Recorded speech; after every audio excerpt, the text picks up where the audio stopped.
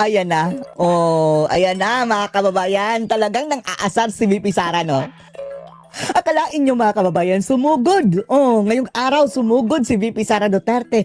Diyan mismo sa Senado mga kababayan. Nagpunta siya, head high mga kababayan. Tapos, yun pala, ang purpose niya mga kababayan, miniting lang niya ang kanyang mga abogado. Hindi dadalo pa rin mga kababayan si VP Sara sa impeachment trial mismo. No, not me, sabi ni VP Inday. In this bloodbath mga kababayan, sabi ni VP Sara, ako ay duguan pero hindi nyo ako mapapayuko.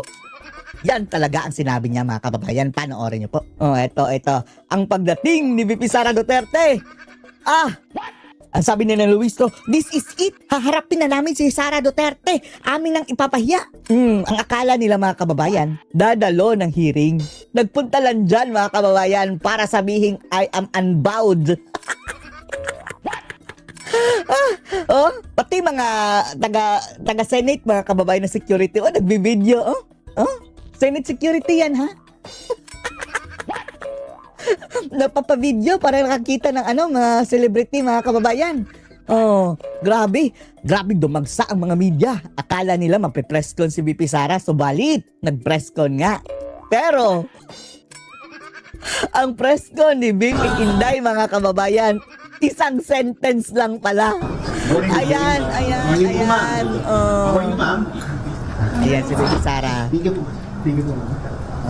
Bagong hair, no? Wala mic. So, ma'am, Baka gagaya na naman yan si mga kababayan, si Admiral. Pagpapagupit na naman mga kababayan ng buhok si Admiral. Mapagkakamalan niyang si Mahal. At mura si Admiral. mas may pining statement po kayo. Wala mic. Wait lang po, ma'am. Mic po. Pakinig kayo, ha? Pakinig ma'am. kayo. Sige, okay. Go, VP. Just two sentences, one sentence. One sentence. Alarma pa ang mga media mga kababayan, ha, dumagsa dyan. Ang yung iba along the way pa. Dahil andyan na si Sara. Tiba-tiba na naman tayo. And then, no questions. No questions. Yeah, I know. Sadly, no? Sad.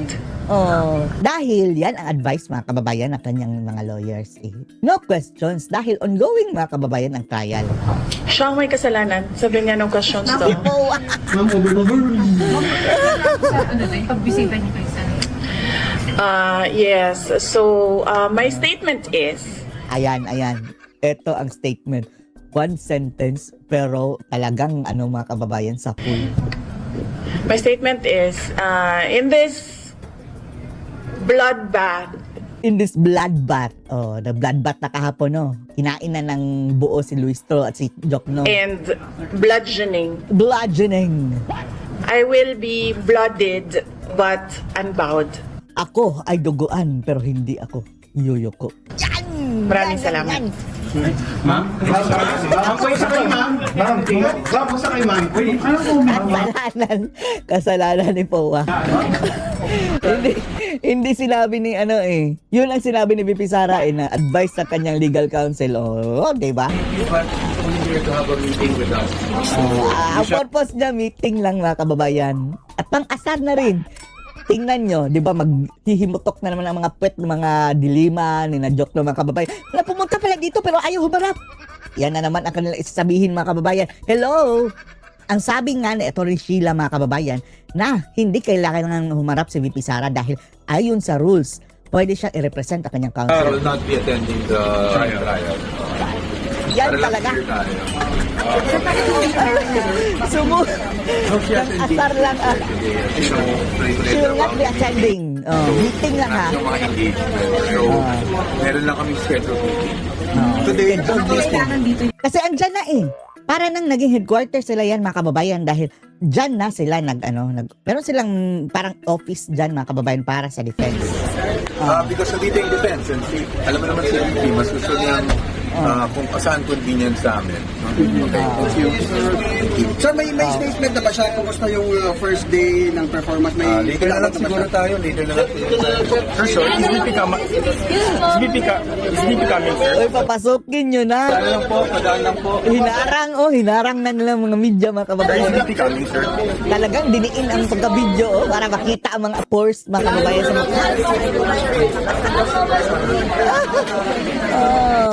Ayan, magagalit na naman dito ang mga baliw na mga bangag, mga kababayan, dahil pumunta si VP Sara for what? Para mag-meeting? Hindi naman dadalo sa hearing? Ano yan? Walang palanagutan yan. O ganyan na naman ang mga birada Think nila, of mga kababayan. Senator Cheese Escudero being the presiding officer. The question, I think the question is kung darating si VP as been reported this morning.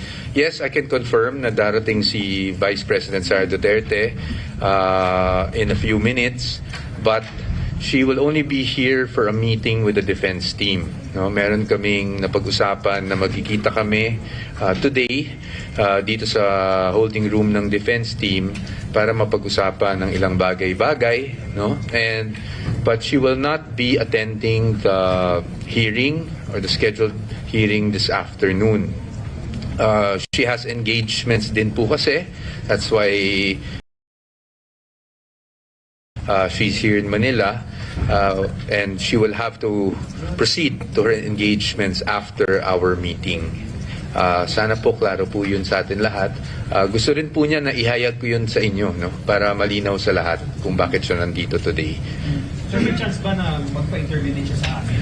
I don't know. Baka hindi na siguro because as you know, the defense is very, very mindful pagdating sa rules on impeachment, no? And while of course I presume all of you would like to interview her also. She's here for a very quick meeting with us, and then after she really has to proceed to her other engagements as Vice President. So baka hindi na siguro, and because nga as I mentioned, we're very mindful with talking about the merits of the case, and alam ko naman hindi nyo rin may iwasan na matanong siya doon. I think the defense would rather na yung mga tanong natin, mga briefings natin would be after each trial day na lang siguro. I would always allot at least 10 to 15 minutes after trial date, no matter how late it ends, para naman po mapagbigyan kayo sa mga updates nyo, because I'm sure you'll need that also. Sir, bakit po important for the Vice President to conduct the meeting here when it could have been done elsewhere? Because the Vice President has always been the type of person that will adjust to the convenience nung ka-meeting niya.